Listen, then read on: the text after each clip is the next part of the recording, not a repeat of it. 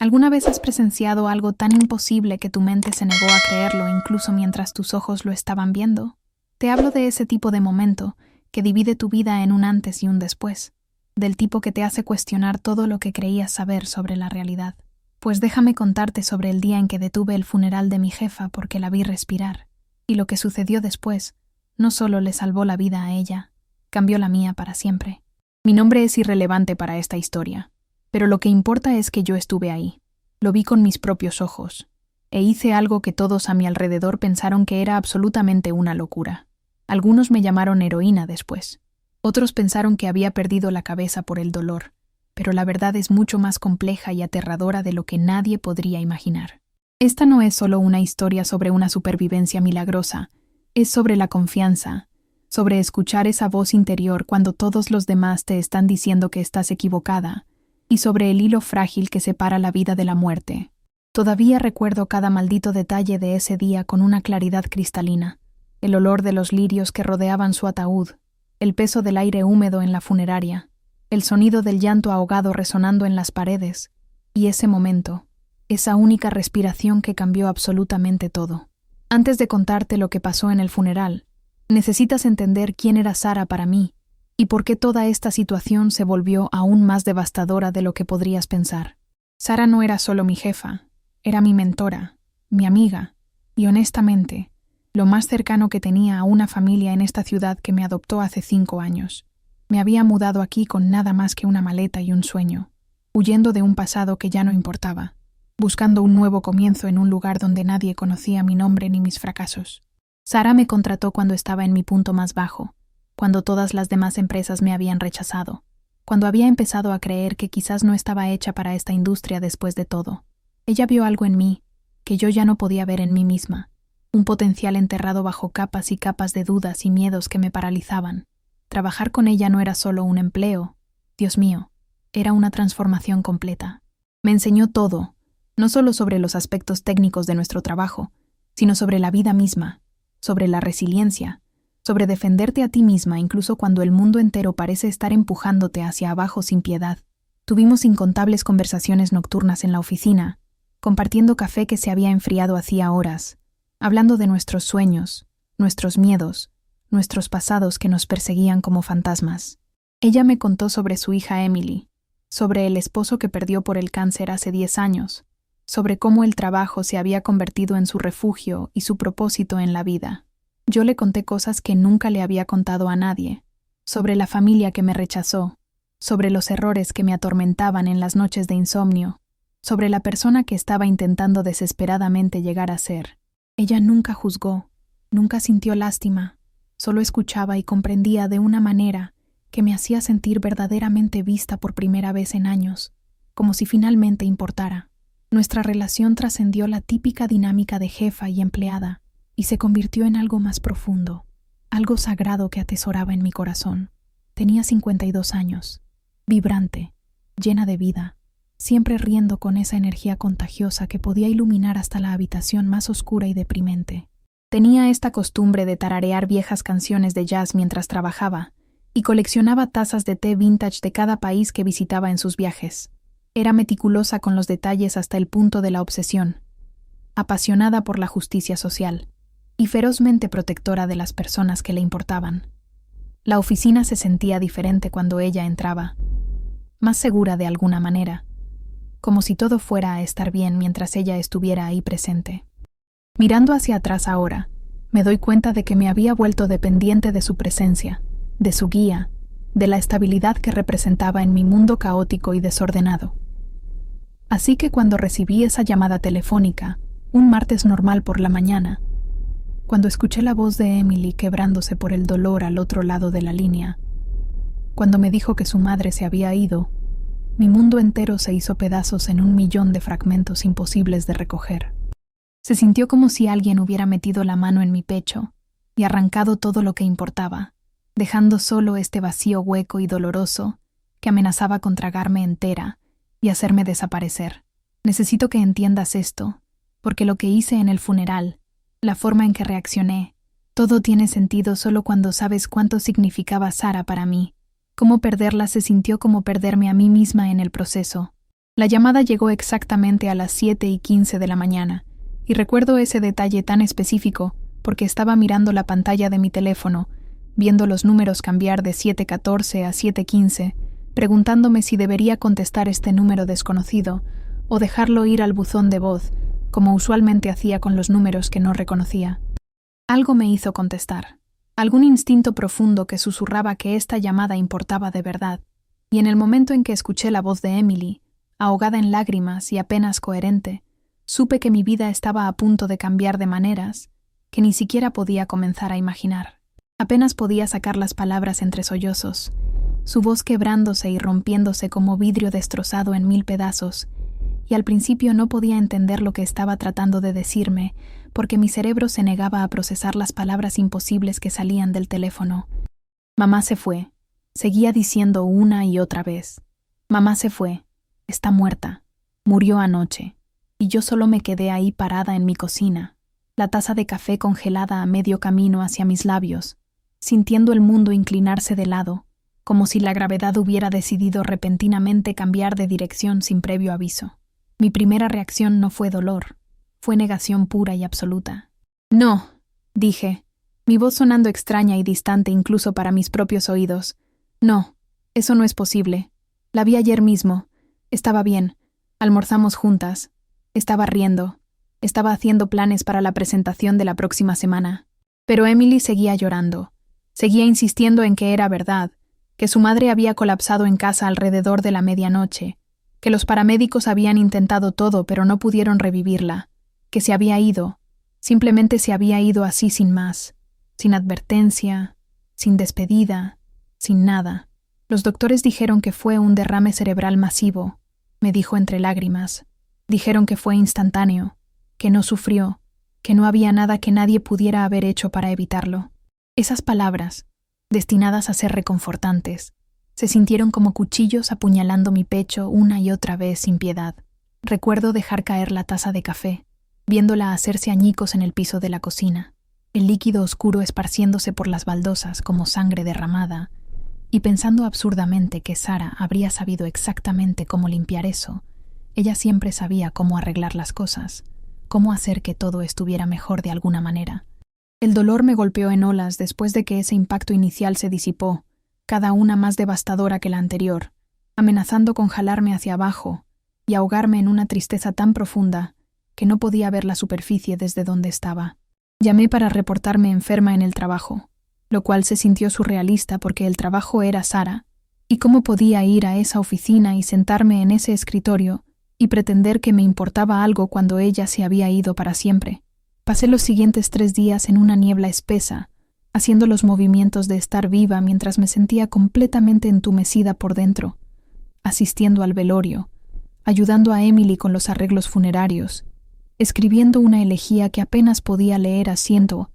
a través de mis lágrimas que no paraban de caer. Todos seguían diciéndome lo repentino que había sido, lo inesperado, cómo ella había parecido tan saludable y vibrante apenas horas antes de que sucediera esta tragedia. Había estado en un evento benéfico esa noche, decían, sonriendo y charlando con los donantes, llena de vida y energía como siempre, y luego solo horas después, desaparecida del mundo.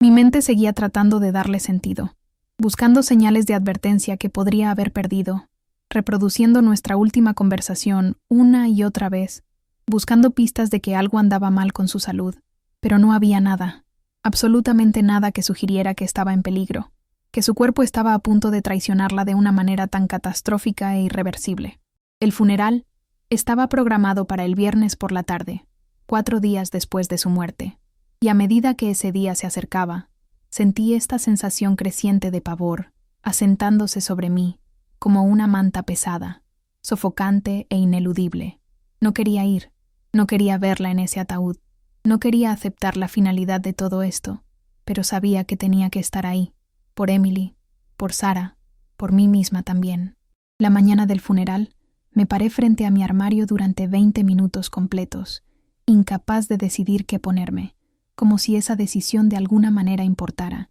como si elegir el vestido negro correcto pudiera de alguna manera hacer esto más fácil de soportar.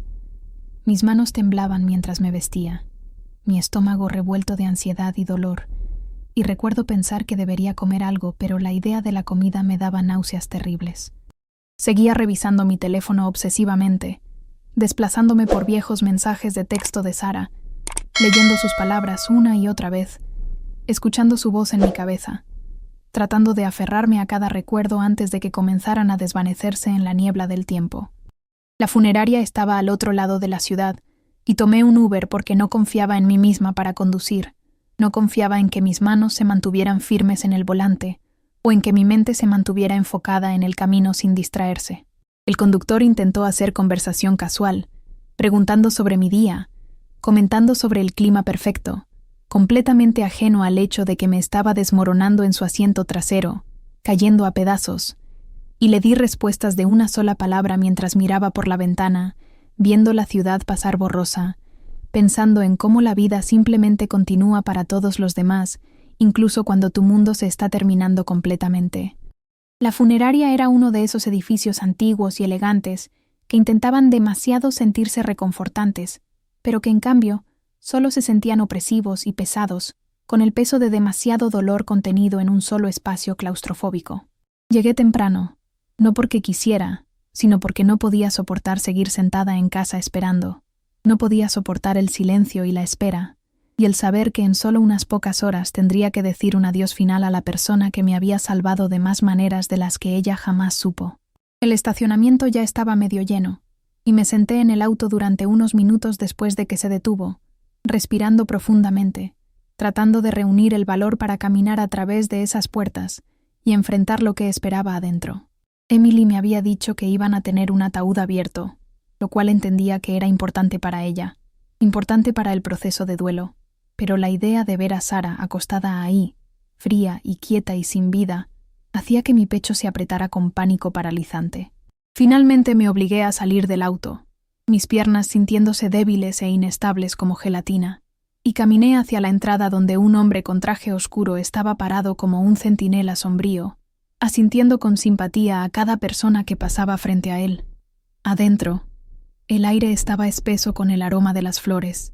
ese olor abrumador y empalagoso que para siempre después me recordaría a la muerte y la pérdida, y este día terrible que nunca podría olvidar. La sala de velación estaba a la izquierda, y podía escuchar el suave murmullo de voces, el sollozo ocasional, el arrastrar de pies sobre la alfombra vieja. Me detuve en la entrada, mi mano agarrando el marco de la puerta tan fuerte que mis nudillos se volvieron blancos como el papel, mirando hacia la habitación pero aún sin entrar, y fue entonces cuando vi el ataúd por primera vez. Estaba posicionado al frente de la sala, rodeado de elaborados arreglos florales, lirios y rosas y orquídeas en blancos y cremas, y rosas pálidos, hermosos y terribles al mismo tiempo de una manera que no podía describir. No podía ver a Sara desde donde estaba parada, no podía ver dentro del ataúd todavía, y parte de mí quería dar la vuelta y correr, escapar de esta pesadilla y pretender que no estaba sucediendo en absoluto.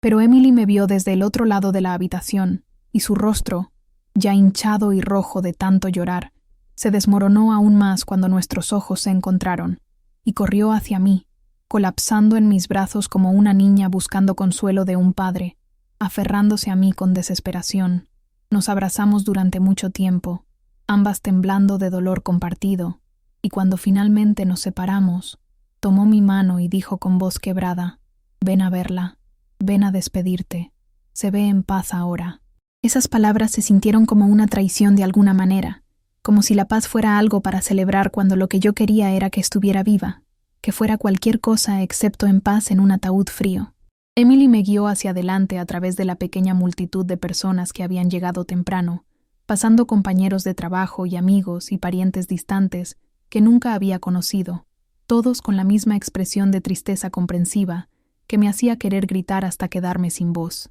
Y entonces estábamos ahí, paradas junto al ataúd, y estaba mirando a Sara por primera vez desde que murió, y mi aliento se atascó en mi garganta porque sí se veía en paz. Se veía como si estuviera durmiendo profundamente, y eso de alguna manera lo hacía mucho peor, mucho más doloroso. La habían vestido con su vestido azul favorito, el que usaba para reuniones importantes, el que hacía resaltar sus ojos color avellana, y le habían hecho el maquillaje cuidadosamente, tratando de traer color a su rostro, tratando de hacerla lucir viva incluso cuando no lo estaba en absoluto. Sus manos estaban cruzadas sobre su pecho, sosteniendo una sola rosa blanca inmaculada, y noté que le habían puesto su anillo de bodas de vuelta, el que usualmente mantenía en una cadena alrededor de su cuello junto a su corazón. Me quedé ahí mirándola fijamente, mi mente negándose a aceptar que esto era real, que esta figura quieta y silenciosa era la misma persona que había estado riendo conmigo 4 días atrás, haciendo juegos de palabras terribles y robándose las papas fritas de mi plato con esa sonrisa traviesa. Emily estaba hablando a mi lado, diciendo algo sobre cómo el director del funeral había hecho un trabajo tan hermoso, cómo su madre habría aprobado cada detalle elegido con tanto cuidado, pero realmente no estaba escuchando, porque algo se sentía mal,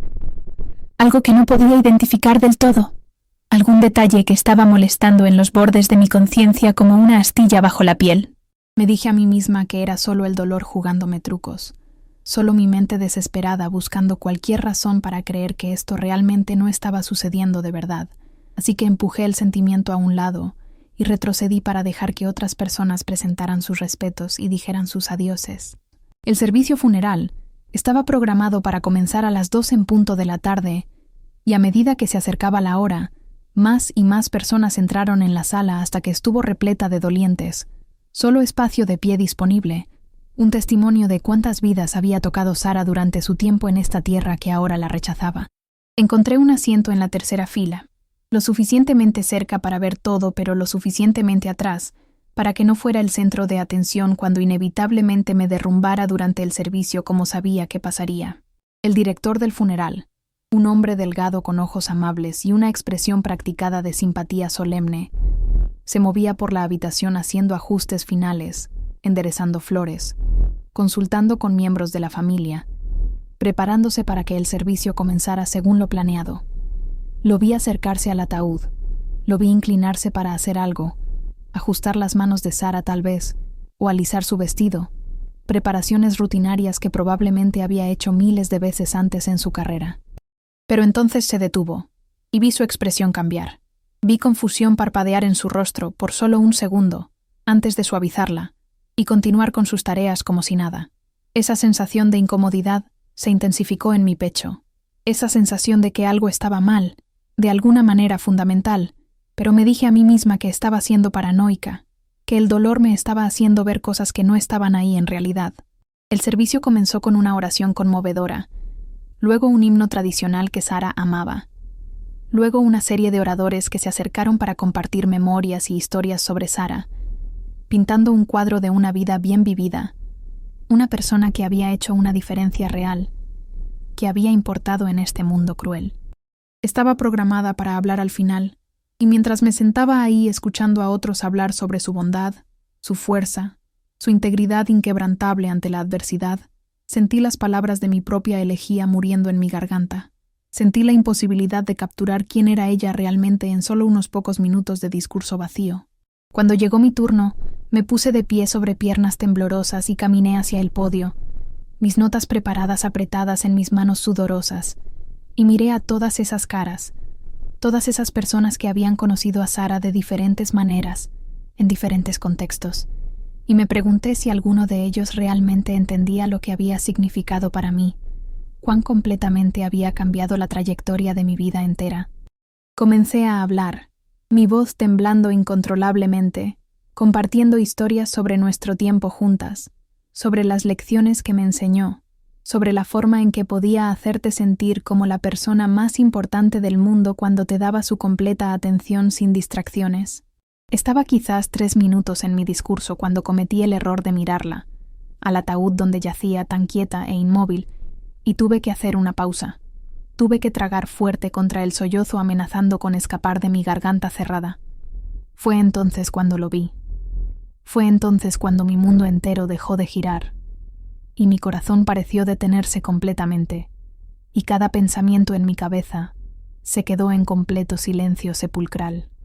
Su pecho se movió. Lo vi claramente. Vi su pecho elevarse solo ligeramente, apenas perceptible, el movimiento más pequeño que podría haber sido un truco de la luz, o una sombra, o mi imaginación destrozada por el dolor, pero lo supe. Lo supe con absoluta certeza que acababa de ver a mi jefa muerta tomar una respiración real. El tiempo pareció ralentizarse hasta un rastreo imposible mientras me quedé ahí congelada en el podio, mi boca abierta a mitad de una frase, mis ojos fijos en el ataúd de Sara, observando, esperando, rogando que lo viera de nuevo, ese pequeño movimiento que había destrozado mi realidad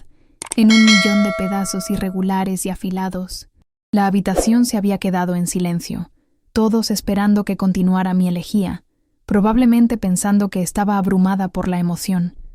lo cual estaba, pero no de la manera que asumían en absoluto. Mi corazón latía tan fuerte que podía escucharlo en mis oídos, sentirlo en mi garganta,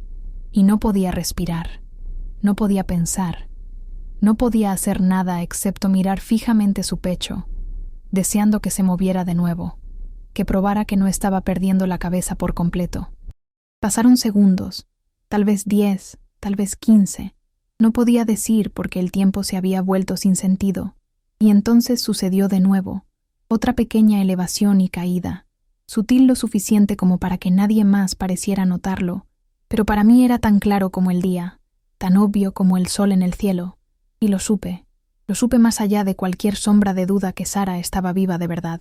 La realización me golpeó como un golpe físico brutal, como ser alcanzada por un rayo, cada nervio en mi cuerpo de repente en llamas con adrenalina y terror, y esperanza desesperada que me hacía temblar. Abrí mi boca para decir algo, cualquier cosa, pero no salieron palabras, solo este sonido estrangulado que hizo que todos me miraran con preocupación y confusión crecientes. Emily se estaba levantando de su asiento, alcanzándome, probablemente pensando que estaba teniendo algún tipo de colapso nervioso, y tal vez lo estaba teniendo, pero no del tipo que ella pensaba en ese momento. Finalmente encontré mi voz, y lo que salió fue alto y agudo y cortó la atmósfera silenciada como una cuchilla afilada. «Está respirando», dije, mi voz quebrándose con emoción pura. «Está viva. Está respirando. Dios mío. Alguien ayúdenla, por favor». La habitación estalló en caos inmediatamente. Personas jadeando, murmurando, algunas poniéndose de pie, otras mirándome como si hubiera perdido completamente la cabeza. Y Emily estaba corriendo hacia mí, su rostro una mezcla de horror y lástima, alcanzando mi brazo como si necesitara calmarme, consolarme a través de lo que obviamente pensaba que era una alucinación inducida por el dolor terrible. Pero la empujé a un lado, tropezando desde el podio, mis piernas apenas sosteniéndome mientras corría hacia el ataúd, sin importarme lo loca que parecía, sin importarme nada excepto llegar a Sara, revisarla, asegurarme de que mis ojos no me habían engañado cruelmente. El director del funeral se estaba moviendo para interceptarme, su calma practicada comenzando a agrietarse, sus manos extendidas para detenerme de causar una escena mayor, pero fui más rápida, impulsada por pura desesperación y amor, y la certeza absoluta de que mi jefa estaba viva en ese ataúd, y nadie estaba haciendo nada para ayudarla a sobrevivir. Llegué al ataúd y miré hacia abajo, y te juro que vi sus párpados temblar, solo el movimiento más pequeño, apenas perceptible si no estabas prestando atención absoluta, pero estaba ahí, era real como el aire, y agarré su muñeca, sintiendo por un pulso, mis dedos temblando tan mal que apenas podía mantenerlos firmes contra su piel. Al principio no sentí nada, solo piel fría e inerte, y mi corazón se hundió, pensando que tal vez había imaginado todo, que tal vez el dolor realmente me había vuelto loca después de todo. Pero entonces lo sentí, débil y lento pero definitivamente ahí, un pulso, frágil pero presente, prueba de que la vida todavía parpadeaba dentro de su cuerpo aparentemente sin vida. «¡Dios mío!», grité, volviéndome para enfrentar a la multitud atónita. «Tiene pulso, está viva de verdad, llamen una ambulancia, alguien llame al 911 ahora mismo, por favor». La sala descendió al pandemonio completo, personas gritando unas sobre otras, algunas corriendo hacia adelante, otras retrocediendo asustadas, y Emily estaba ahí a mi lado, su mano en la otra muñeca de Sara, sus ojos muy abiertos con incredulidad, y algo que podría haber sido esperanza, comenzando a florecer a través del shock paralizante que la tenía congelada. Los siguientes minutos fueron caos absoluto, del tipo que se graba en tu memoria con tal intensidad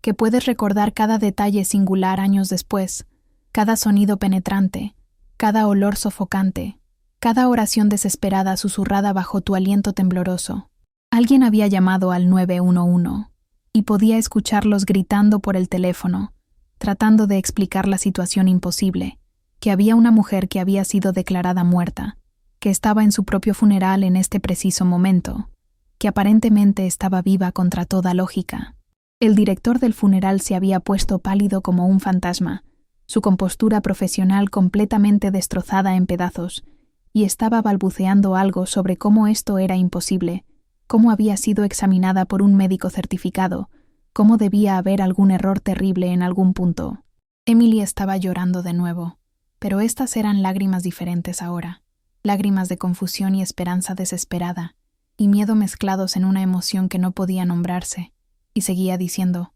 «Mamá, mamá, ¿puedes escucharme? Por favor, despierta. Por favor, estate bien», su voz quebrándose con cada palabra dolorosa. Me había movido a la cabeza de Sara. Estaba inclinándome cerca de su rostro, tratando de sentir su aliento, cualquier señal de vida más allá de ese pulso débil que habíamos encontrado. Y lo sentí, el susurro más suave de aire contra mi mejilla, cálido y real, y absolutamente inconfundible para cualquiera. «Está respirando», confirmé, mi voz más fuerte ahora, más segura y firme. «Definitivamente está respirando. ¿Dónde demonios está esa ambulancia?» Los otros dolientes se habían alejado, formando un círculo alrededor del ataúd, algunos rezando con fervor, algunos llorando desconsoladamente, algunos simplemente mirando en shock la escena que se desarrollaba ante ellos, incapaces de procesar lo que estaba sucediendo en tiempo real. Escuché a alguien decir: «Es un milagro de Dios», y a alguien más responder que era imposible, que los muertos no simplemente vuelven a la vida así como así, y quería gritarles a todos ellos que nunca estuvo muerta en primer lugar, que alguien había cometido un error terrible y catastrófico que casi le cuesta la vida a Sara para siempre. Una compañera de trabajo que había sido enfermera antes de cambiar de carrera se abrió paso entre la multitud y tomó el control, revisando los signos vitales de Sara más profesionalmente de lo que yo podía hacerlo con mis manos temblorosas, y levantó la vista con ojos muy abiertos, y confirmó lo que ya sabía en mi corazón.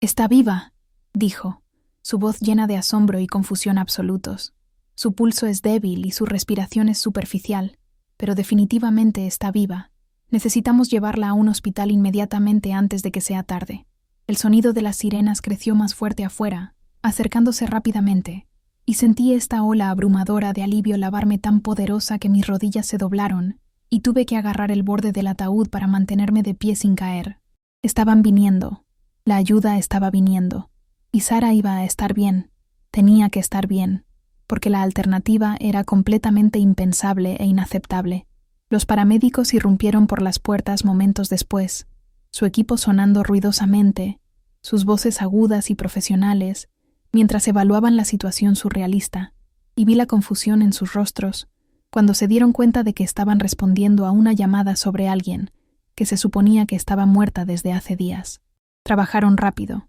eficientemente, moviendo a Sara del ataúd a una camilla, conectándola a monitores que pitaban insistentemente, comenzando una vía intravenosa, todo mientras hacían preguntas rápidas que nadie podía realmente responder con certeza. «¿Cuándo dejó de respirar?», preguntaron, y tuvimos que decirles que pensábamos que había dejado de respirar hace 4 días completos, que había sido declarada oficialmente muerta, que honestamente no teníamos ni idea de qué estaba pasando en realidad.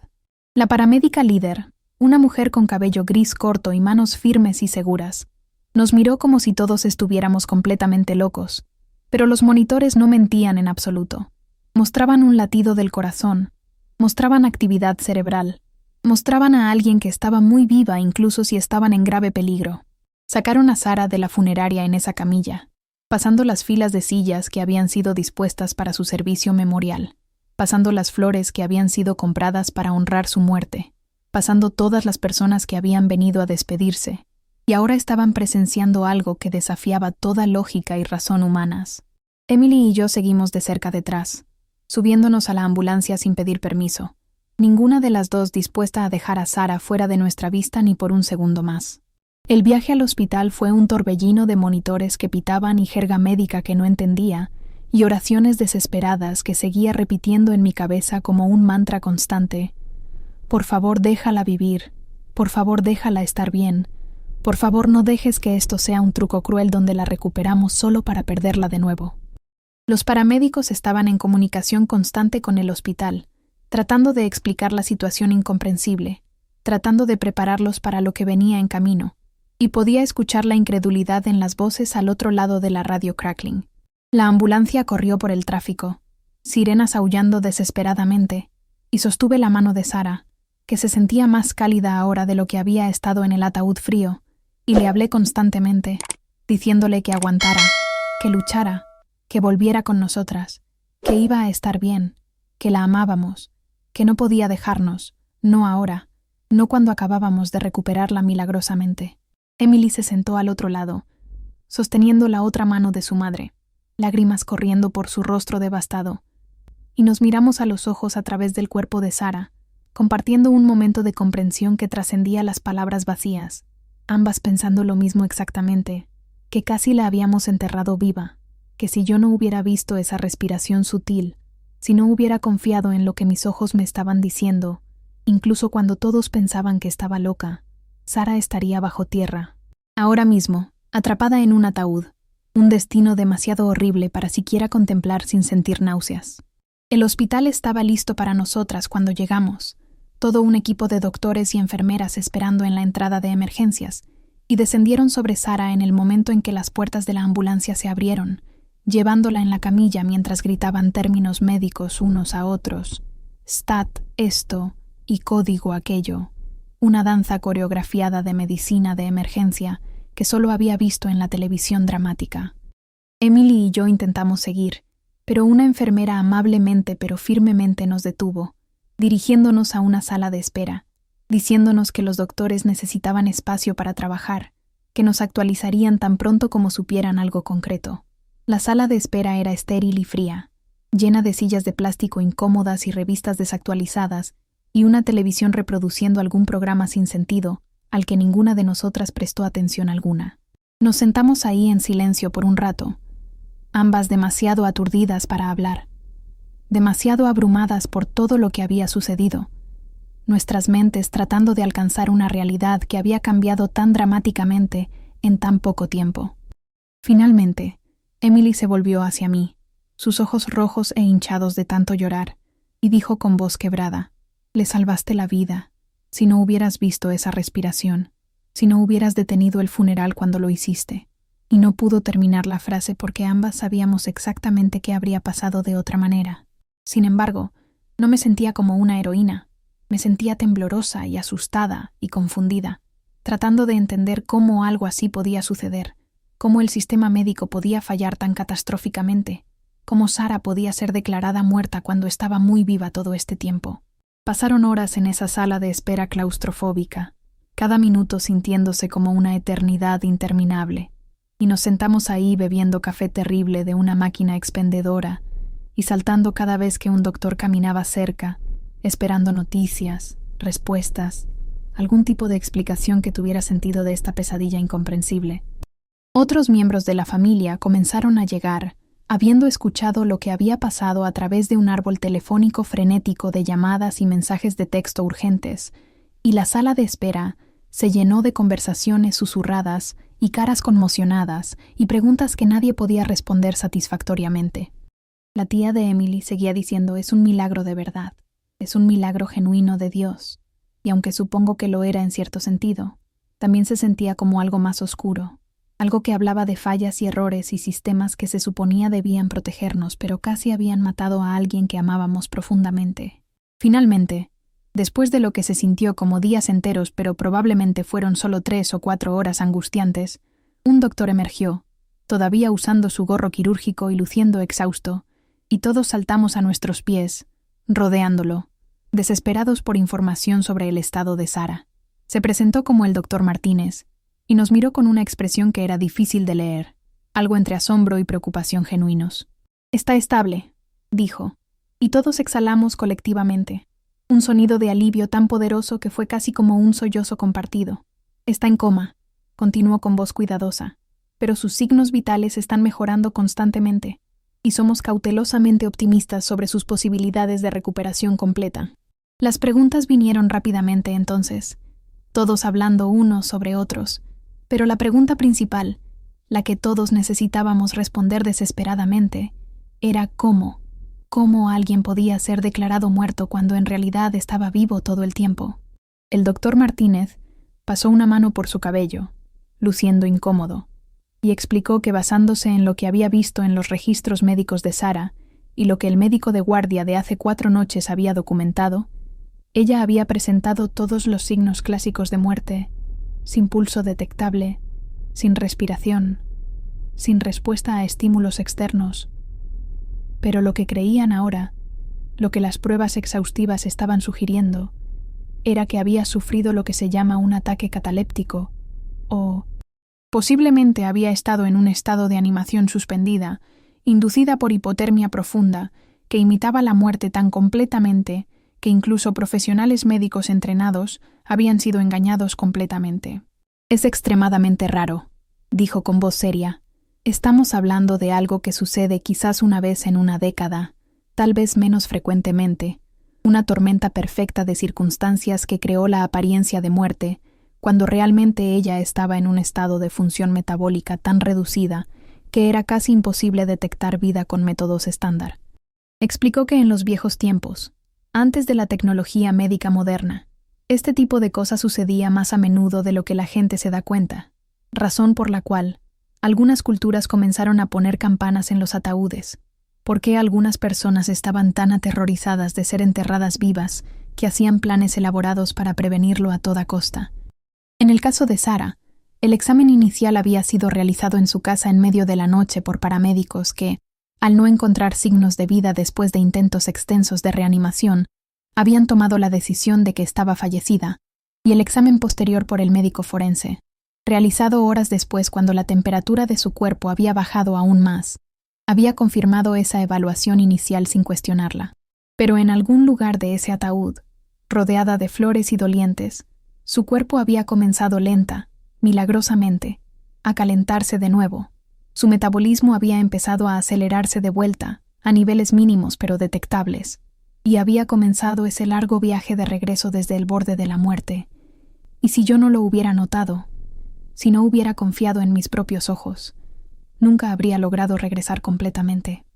Los días que siguieron fueron una mezcla extraña de alivio y trauma y espera, tanta espera insoportable, sentadas en sillas de hospital y observando monitores y esperando cualquier señal de que Sara iba a despertar, de que iba a volver con nosotras completamente y no solo como un cuerpo vivo sin conciencia adentro.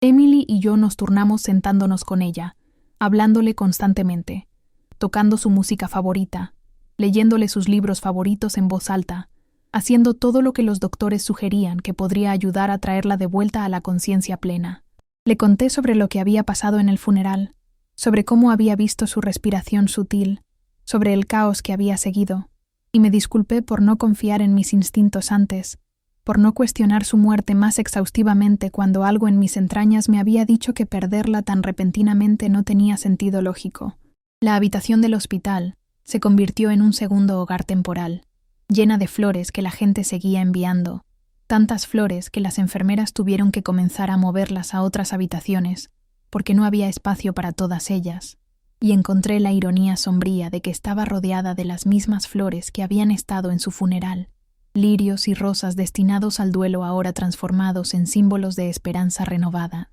Las noticias de lo que había pasado se extendieron rápidamente por la ciudad y se convirtió en una sensación mediática, equipos de noticias locales queriendo entrevistarnos, preguntando cómo se sentía presenciar un milagro así, y rechacé cada entrevista porque no era un milagro en absoluto. Era una falla sistemática que casi le cuesta la vida a Sara, y estaba enojada, tan enojada con todos los que la habían declarado muerta sin estar absolutamente seguros, con un sistema que permitía errores tan catastróficos que casi terminan en tragedia. Emily manejó la prensa, hizo algunas entrevistas donde expresó gratitud y alivio, y fue mucho más amable al respecto de lo que yo podría haber sido, pero podía ver el trauma en sus ojos, el conocimiento de que casi había enterrado a su madre viva, de que había estado planeando un funeral y dividiendo posesiones mientras su madre realmente estaba luchando por su vida dentro de un ataúd frío. En el 5.º día después de encontrarla viva, los dedos de Sara se movieron,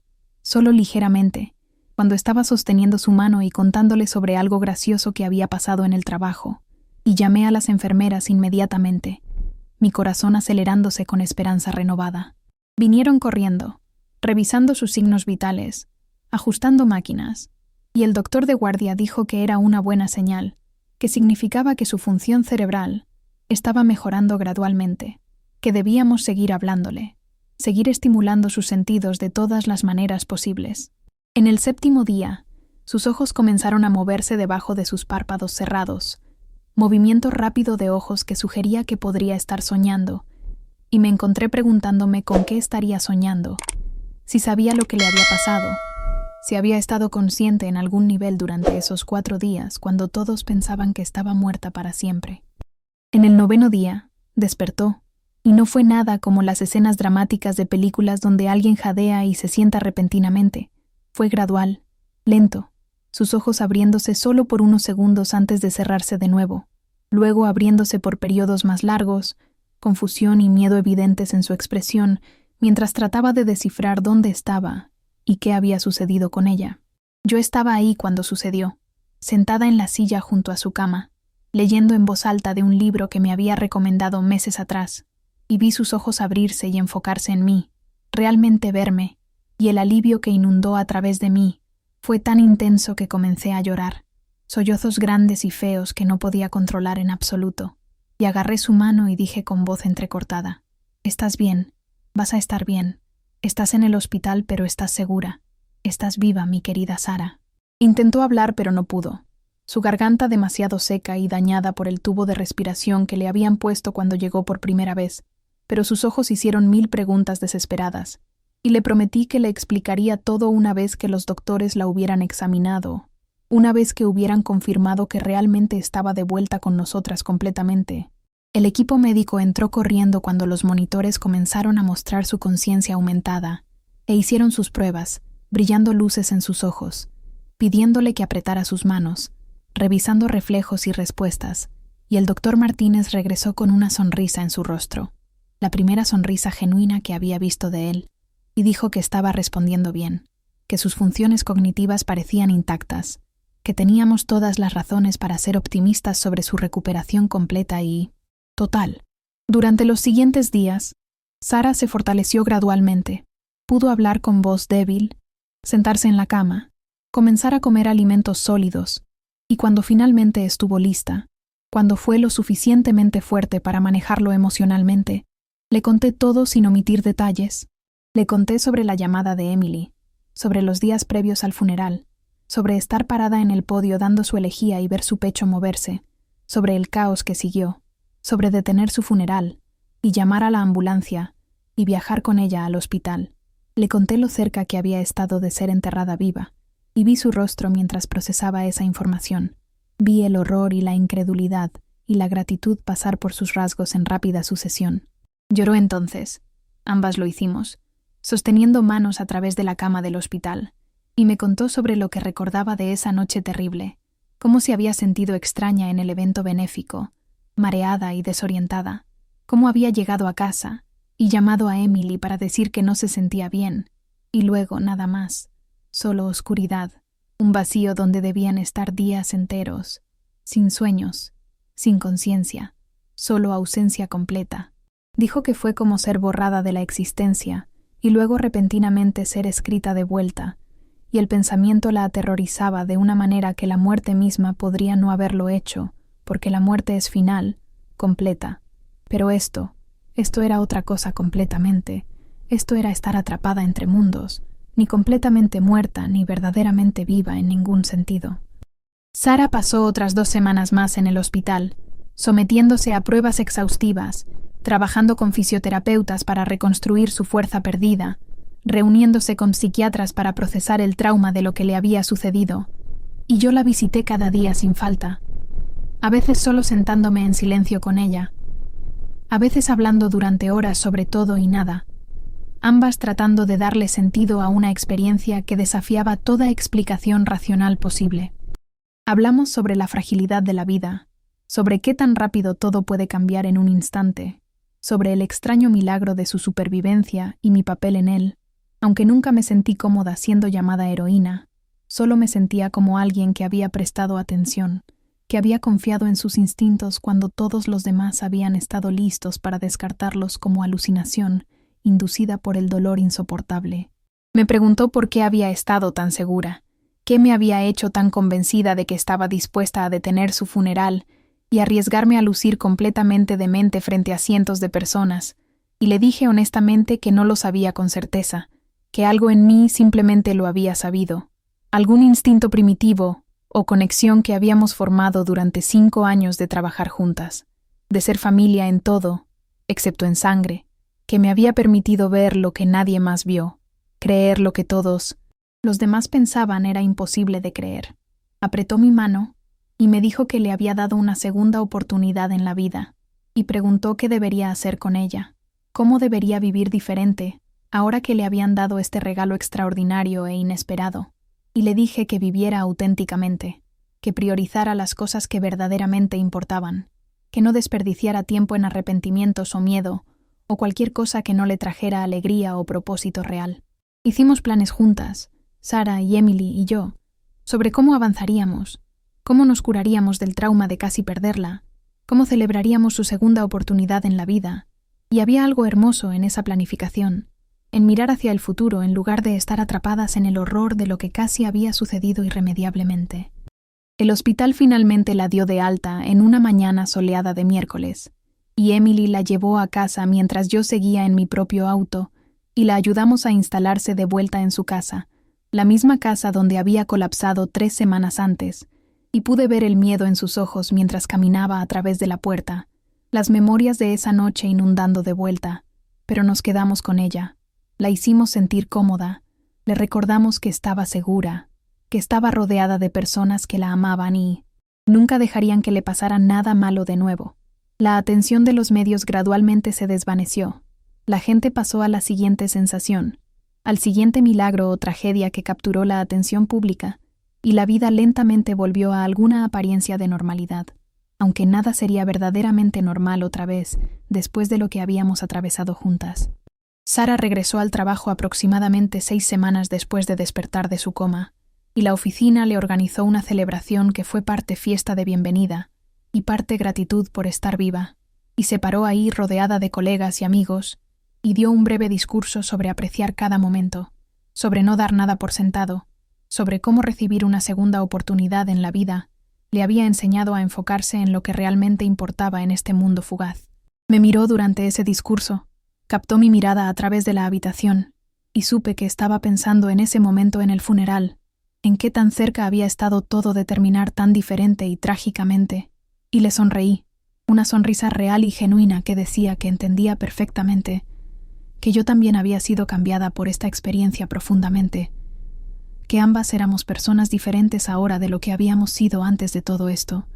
La vida continuó, como siempre lo hace inevitablemente, días convirtiéndose en semanas, convirtiéndose en meses, y Sara y yo volvimos a caer en nuestra rutina en el trabajo, aunque era diferente ahora, más profunda de alguna manera, infundida con esta conciencia de qué tan preciosa y frágil era cada cosa, qué tan rápido todo podía ser arrebatado sin previo aviso. Todavía teníamos nuestras conversaciones nocturnas sobre café frío, todavía compartíamos nuestras esperanzas y miedos y sueños, pero ahora había esta capa adicional, este trauma compartido que nos había unido de maneras que iban más allá de la amistad o la mentoría. Éramos sobrevivientes juntas, vinculadas por una experiencia que la mayoría de la gente nunca entendería completamente. Emily y yo también nos volvimos más cercanas, unidas por lo que habíamos atravesado, por el conocimiento de que casi habíamos perdido a alguien que ambas amábamos más de lo que las palabras podían expresar,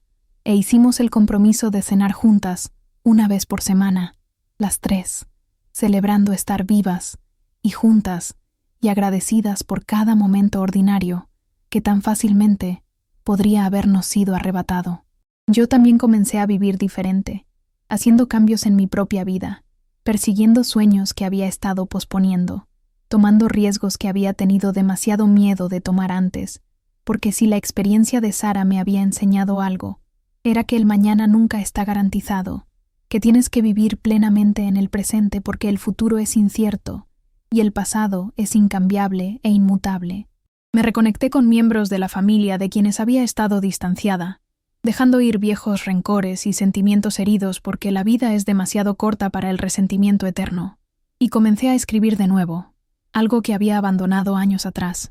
encontrando consuelo y propósito en poner palabras en papel, en contar historias sobre resiliencia humana y supervivencia, y las cosas extraordinarias que suceden en vidas ordinarias como la nuestra. La investigación sobre lo que había pasado, sobre cómo Sara pudo haber sido declarada muerta cuando estaba viva, concluyó aproximadamente 4 meses después del incidente, y aunque no se presentaron cargos criminales contra nadie, se implementaron cambios de política, nuevos protocolos para determinar la muerte, requisitos de múltiples exámenes y pruebas más sofisticadas antes de que alguien pudiera ser declarado oficialmente fallecido. Era un consuelo frío saber que la casi tragedia de Sara podría prevenir incidentes similares en el futuro, pero era algo al menos, y Sara misma se convirtió en una defensora de la reforma médica, hablando en conferencias y trabajando con organizaciones de atención médica para mejorar el entrenamiento y los procedimientos alrededor de la determinación de muerte.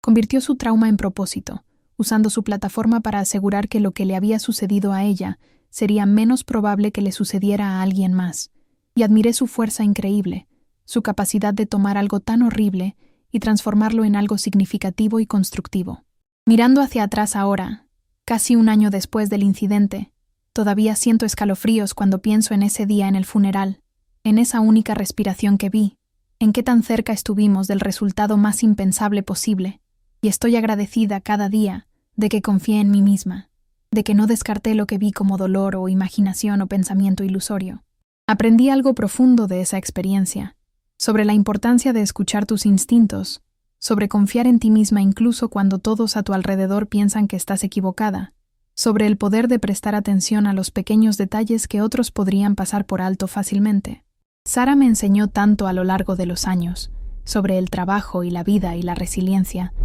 pero la lección más grande que me enseñó fue una que no planeó. La lección que vino de su casi muerte y supervivencia milagrosa. La comprensión de que la vida es preciosa y frágil y nunca debe darse por sentada. Que cada respiración es un regalo, cada momento una oportunidad, cada día una oportunidad para hacer una diferencia real. Pienso en las personas en ese funeral que pensaron que estaba perdiendo la cabeza cuando grité que estaba viva, y me pregunto si ellos también aprendieron algo, si presenciar ese momento imposible los cambió de la manera en que me cambió a mí, los hizo cuestionar sus suposiciones y confiar en sus percepciones, y creer en posibilidades que parecen imposibles hasta que suceden justo frente a tus ojos atónitos. El cuerpo humano es capaz de cosas extraordinarias, de sobrevivir en estados que imitan la muerte tan cercanamente que incluso los expertos pueden ser engañados completamente. Y el caso de Sara fue un recordatorio de cuánto todavía no entendemos sobre el límite entre la vida y la muerte, sobre la resiliencia del espíritu humano, sobre los milagros que pueden suceder cuando alguien se niega a rendirse o perder la esperanza. Entonces, esto es lo que quiero que te lleves de esta historia. Esta es la razón por la que estoy compartiendo esta experiencia con todos ustedes hoy. Primero, confía en ti misma, confía en tus instintos, incluso cuando todos a tu alrededor te están diciendo que estás equivocada, porque a veces ves cosas que otros pierden, a veces sabes cosas que no pueden explicarse racionalmente, y esos momentos de intuición pueden literalmente salvar vidas humanas. Segundo, nunca des por sentadas a las personas que amas, diles cuánto significan para ti, pasa tiempo con ellos, atesora cada momento porque nunca sabes cuándo todo podría cambiar. Cuando un martes regular podría convertirse en el día que divide tu vida en un antes y un después irreconciliable. Tercero, cuestiona la autoridad y los sistemas, cuando algo no se siente correcto. No solo aceptes lo que te dicen, porque alguien en una posición de poder o experiencia dice que es verdad. Sé dispuesta a abogar por ti misma y por otros, incluso cuando es incómodo o difícil, o te hace lucir tonta ante los demás. Cuarto, aprecia el milagro frágil de estar viva, de respirar y pensar y sentir, porque la conciencia es preciosa y temporal, y nunca debe desperdiciarse en cosas que no importan verdaderamente. Y finalmente, cree en lo imposible. Mantente abierta a experiencias que desafían la explicación, porque el universo es más extraño y maravilloso de lo que podemos imaginar, y los milagros sí suceden, no en el sentido sobrenatural necesariamente, sino en el sentido de que a veces contra todas las probabilidades, contra toda lógica, la vida encuentra una manera de persistir, de sobrevivir, de volver desde el mismo borde del olvido eterno. Salvé la vida de mi jefa ese día en el funeral, pero de muchas maneras, ella también salvó la mía, porque presenciar su supervivencia, ser parte de su segunda oportunidad, cambió fundamentalmente quién soy y cómo vivo y lo que creo que es posible en este mundo extraño y hermoso que habitamos. ¿Alguna vez has tenido un momento en que confiar en tus instintos salvó a alguien o cambió todo radicalmente? ¿Alguna vez has presenciado algo que parecía imposible pero resultó ser real? Quiero escuchar tus historias, tus experiencias, tus momentos de supervivencia imposible o rescate milagroso. Así que por favor compártelos en los comentarios aquí abajo. Creemos una comunidad de personas que creen en prestar atención, en confiar en sí mismas, en nunca rendirse incluso cuando la situación parece completamente desesperanzadora. Si esta historia tocó tu corazón, si te hizo pensar diferente sobre la vida y la muerte y la importancia de cada momento singular, por favor deja un me gusta en este video. Ayuda a que más personas encuentren esta historia y quizás, solo quizás, podría inspirar a alguien más a confiar en sus instintos en un momento crucial, a hablar cuando todos los demás están en silencio, a ver lo que otros pasan por alto. Y si quieres escuchar más historias como esta, más relatos de supervivencia y resiliencia y las cosas extraordinarias que suceden en vidas ordinarias, por favor suscríbete a Desde mi Mirada y activa la campanita de notificaciones para que nunca te pierdas una nueva historia, porque hay tantas más experiencias para compartir, tantas más lecciones para aprender de lo imposible hecho posible. Gracias por escuchar, gracias por estar aquí, y recuerda, cada respiración es un milagro, cada día es un regalo, y nunca sabes cuándo prestar atención podría cambiar absolutamente todo en tu vida y en la de otros.